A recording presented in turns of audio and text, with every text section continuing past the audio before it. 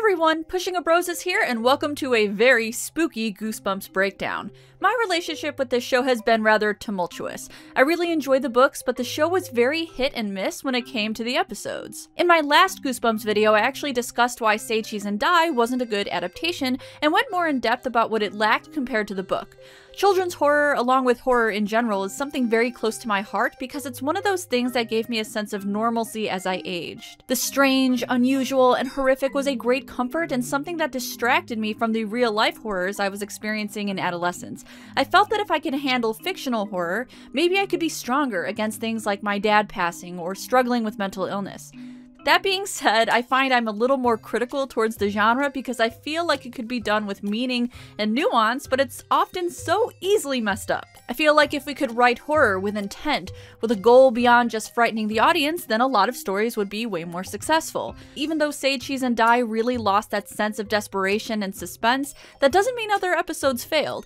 Case in point, today's choice, The Haunted Mask, which is in my opinion the best Goosebumps episode in the entire series. At least it fits my parameters for what I enjoy in children's horror. This is one of the more classic stories in the book series, and you may remember the amazing cover art by Tim Jacobus. Oh boy, rated TVG for fear. Since this is a special two-parter, the episode starts with a greeting from the author, R.L. Stine himself. Hello, I'm R.L. Stine. I write the Goosebumps books. This man is the king of sounding completely uninterested even when he's introducing his own work. Carly Beth and her friend Sabrina are standing in front of a novelty store discussing Halloween, which is going to be in just a couple days. Right away, the audience can determine that Carly Beth is a bit sensitive towards the strange and unusual, and constantly gets bullied by her schoolmates because they know they can spur her. Sabrina is surprisingly unsupportive, telling her the bullies are just joking and she should try to be less vulnerable. Sabrina doesn't even help her when she's getting harassed by a couple boys who only target her. Last weekend at your house, they pretended they were prowlers. That wasn't funny. Sorry. That really isn't funny, that's obsessive. But Sabrina doesn't give Carly Beth much credit because she's also scared of the mundane. If you're wondering why they're out and about at this time of night, they're doing some last-minute pumpkin shopping. These pumpkins are so rotten.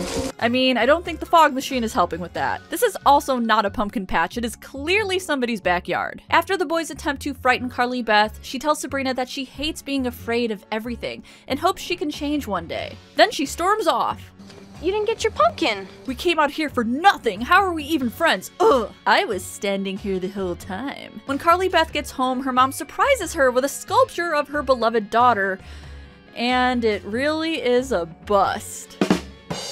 I finished it today in art class. Ooh, would we call that finished? Carly Beth is suddenly startled because she believes the sculpture smiled at her. Well, this poor girl, she's really on edge. On top of that, her mom made her a duck costume for Halloween. She's tired of cutesy things and wants a costume that will frighten people.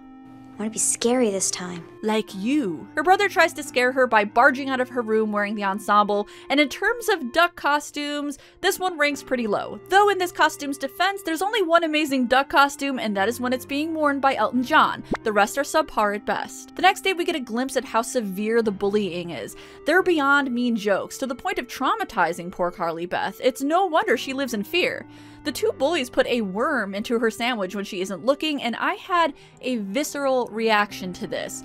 Oversalting food is bad enough, but a slimy, living worm in someone's sandwich gives me the squicks, especially as someone like me who has texture problems with food. Fun fact, the actress playing Carly Beth insisted they keep the worm in the sandwich as she bit into it, which is admirable, but unfortunately the clip doesn't really show that. Earlier, Carly Beth explained that the boys once threw a dead octopus at her, so these are not just mean jokes, they are outright disgusting. As she spits out the food, the rest of her class points and laughs at her, and she runs home. She takes a look at the duck costume and starts ripping it apart. That's right, girl. Get it all out. One might say she's going quackers. Her anger leads her back to the novelty store, which she is suddenly not afraid of. This is definitely the turning point in the episode. Her anger has been channeled into wanting revenge, and I guess it's hard to be afraid when you have vengeance on the mind. Ooh, postcards. The store owner says they aren't open, but he's interrupted by a phone call and tells her she has 5 minutes to look around.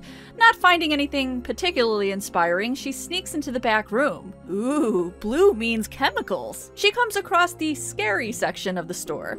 These are certainly more terrifying than anything you'd see in a Halloween store, but in general, I do think latex masks have a vibe to them. They're essentially decapitated heads, and that on its own can be a little perturbing. These look like Cenobites. I have such frights to show you.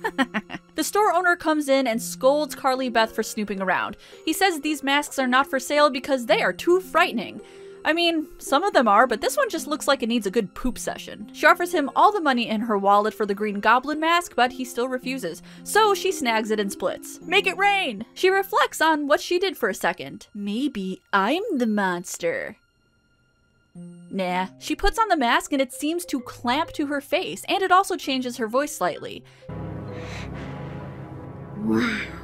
To finish the costume, she takes the plaster head, puts it on a stick, then uses a red scarf for blood. It's actually a brilliant idea, really effective, and genuinely scary for a young kid's costume. And the symbolism here is better than most Goosebumps fare. Her mom almost catches her before she leaves, which would not be good because she's supposed to be wearing the duck costume, but she's interrupted by the phone. So many interrupting phone calls in this one.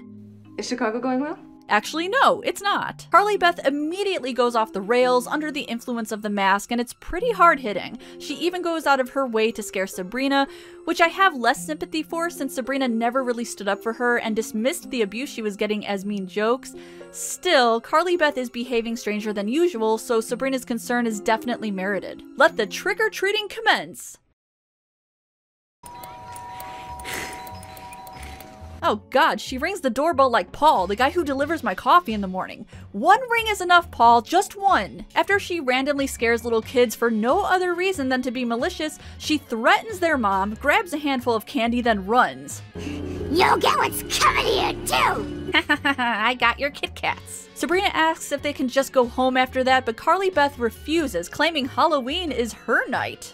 For one night I don't have to be pitiful, scareable Carly Beth. Now I can be a pitiful, terrifying bully. The bullies, Chuck and Steve, decide to spend their free time at the cemetery.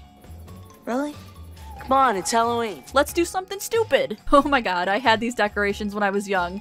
I love them so much. So much. Anyway, Carly finds her targets loafing around the gravestones trying to frighten each other. Ask me about Grim Fandango. At this point, she is fully consumed by the mask, scaring the pancakes out of her now former bullies.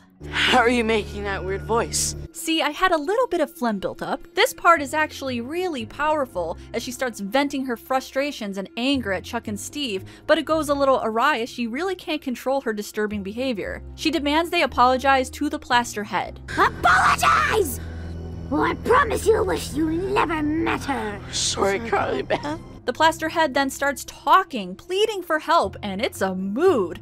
Although I must say, this goofy parrot figurine is really dampening the intensity for me. The scene ends with Carly Beth burying the bust in the graveyard. With her old self, quote, dead, she heads home with Sabrina. She tries to take off the mask, but it's too painful as it is fused to her skin. Sabrina then tries and exclaims there are no seams in the mask. Carly Beth starts to freak out and runs out of the house. Her panic is actually palpable. What are you supposed to be? I'm supposed to be mean, but I'm not.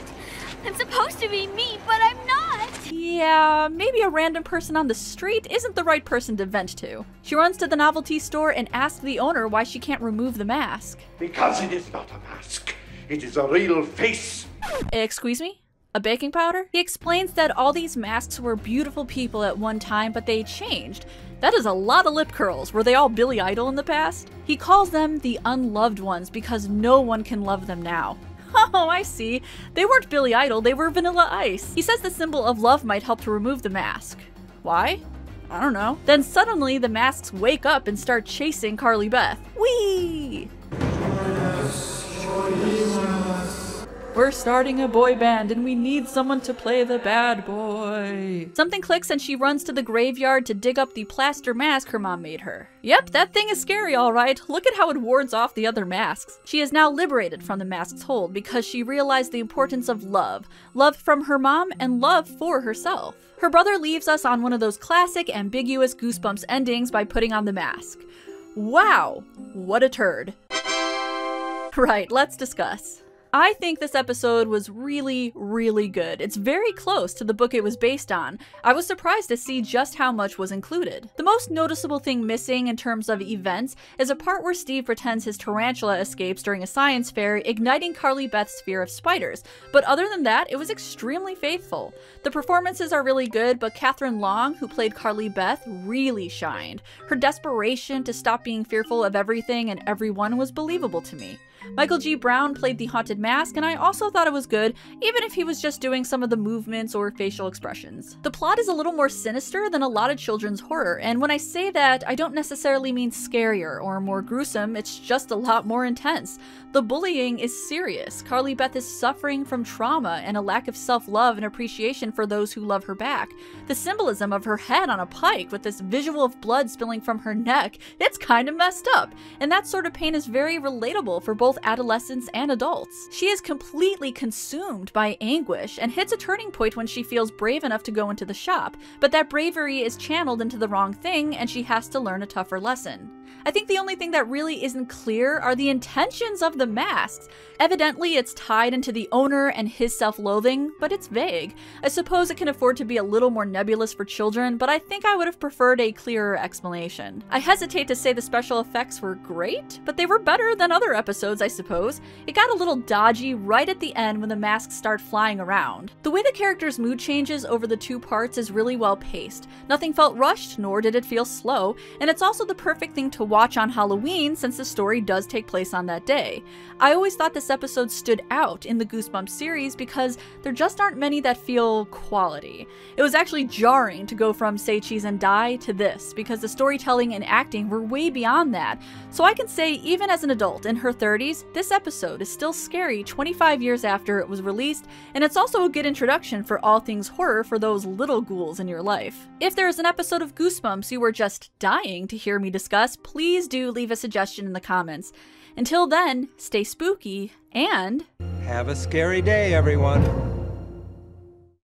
Hey everyone, thanks for watching my video on Goosebumps. I hope you enjoyed it. If you want to see more content from me, I have some recommendations, but first I just want to give a quick shout out to my patrons. Thanks to them, I can buy coffee, which in turn gets me caffeinated enough to work on these videos. Consider donating if you can, but if you can't, no worries.